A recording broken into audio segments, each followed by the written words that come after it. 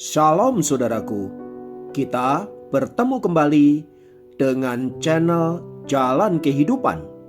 Masih dalam program Sapa Jemaat, kali ini saya menyapa Anda semua dimanapun berada dan mengajak bersama-sama untuk bersaat teduh, menikmati hadirat Tuhan dan menikmati firman-Nya. Mari kita berdoa. Tuhan, sebelum kami memulai segala sesuatunya, izinkan kami mendengar firman-Mu, merenungkannya, dan belajar untuk mempraktekannya, supaya kami dapat melihat dan mengalami kuasa daripada firman Allah yang hidup. Mampukan kami menjadi pelaku-pelaku firman. Kami siap diberkati dalam nama Yesus. Haleluya. Amin. Firman Tuhan kali ini terambil dari Amsal 16 ayat yang ke-7. Amsal 16 ayat yang ke-7 berkata, "Jikalau Tuhan berkenan kepada jalan seseorang, maka musuh orang itu pun didamaikannya dengan dia." Saudaraku, kata berkenan memiliki pengertian bahwa Tuhan disenangkan atau Tuhan setuju dengan apa yang kita kerjakan. Nah, agar kita berkenan di hadapan Allah, tentu hidup kita harus senantiasa sejalan dengan kehendak dan rencananya. Karena hidup ini adalah sebuah misteri dan kita juga seringkali tidak tahu apa yang Tuhan mau kerjakan dalam hidup kita, itulah sebabnya kita harus senantiasa bergumul dengan Alkitab, dengan firman Tuhan, supaya olehnya kita dibimbing, kita dituntun, sehingga kita bisa mengerti dan memahami apa yang Tuhan rencanakan bagi hidup kita masing-masing. Karena Alkitab adalah firman Allah, maka saya percaya Dialah yang akan menuntun kita untuk menemukan kebenaran demi kebenaran dan kehendak Tuhan yang hendak dinyatakan.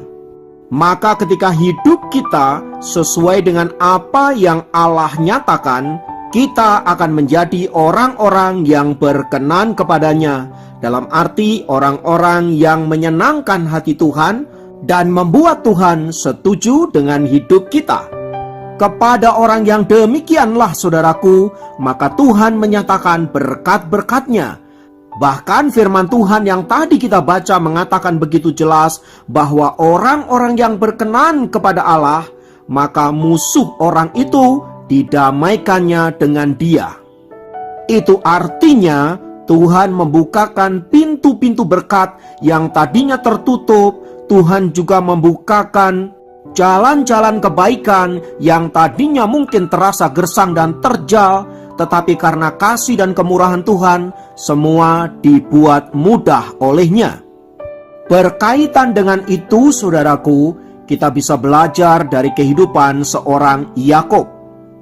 Awalnya, ia memulai hidupnya dengan masalah yang begitu pelik, karena dia harus berkonflik dengan kakaknya Esau, dan karena hal itu, dia harus lari dari rumah dan menjadi orang asing di rumah Laban.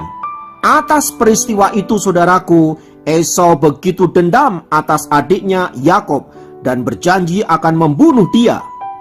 Dan setelah perpisahan yang begitu lama antara kakak beradik itu, Yakub kemudian karena situasi dipaksa kembali pulang ke tanah kelahirannya.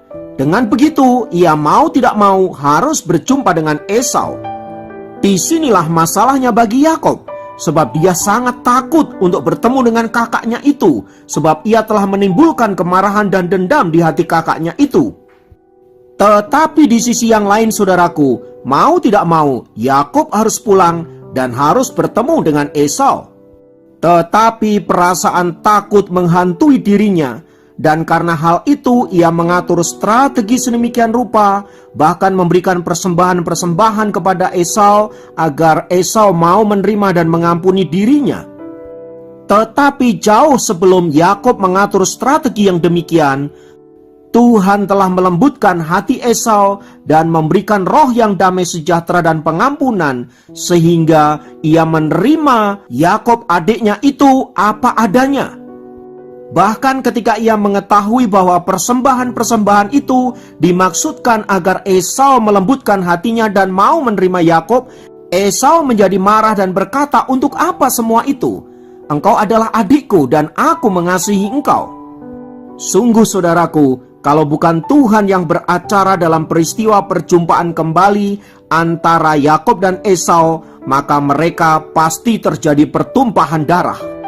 Nah, dalam hal inilah firman Tuhan yang tadi kita baca itu memberikan penegasan bahwa jikalau Tuhan berkenan kepada jalan seseorang, maka musuh orang itu pun didamaikannya dengan dia. Itu artinya Tuhan yang sedang berjalan di depan orang itu dan mengerjakan perkara-perkara yang tidak bisa dikerjakannya dan melakukan hal-hal yang tidak bisa dilakukannya untuk membawa kebaikan bagi orang itu. Haleluya, sungguh luar biasa. Kalau Tuhan berkenan kepada seseorang, maka ia pasti menyatakan jalan-jalannya dan bahkan berkat-berkatnya kepada orang itu. Oleh sebab itu saudaraku, mari kita tidak mengejar berkat Allah, tetapi mari kita mengejar perkenanan Allah. Sebab kalau Allah berkenan, berkat itu justru akan mengikuti kita. Bagaimana caranya agar hidup kita berkenan di hadapan Allah? Jawabannya jelas. Mari kita menjadi anak-anak Tuhan yang taat dan dengar-dengaran suara Tuhan. Saya percaya saat itu hidup kita akan berkenan di hadapan Allah. Kiranya firman Tuhan ini meneguhkan dan menguatkan iman kita dan menjadikan kita anak-anak Tuhan yang senantiasa berkenan di hati Tuhan. Mari kita berdoa. Bapa, tolong kami, bawa kami untuk senantiasa hidup dalam perkenanan-Mu, hidup di dalam kehendak dan rencana-Mu, agar dalam menjalani hidup ini kami senantiasa ada di dalam on the track-nya Tuhan.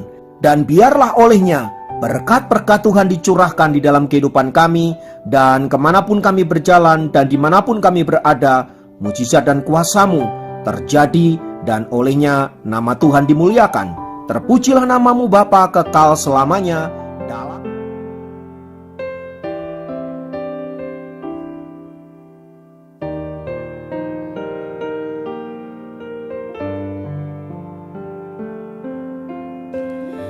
musim akan selalu berganti, kasih Tuhan tetap abadi, tak akan berubah sampai selamanya. Ku tetap percaya, ku yakin Tuhan memberkati, ku yakin Tuhan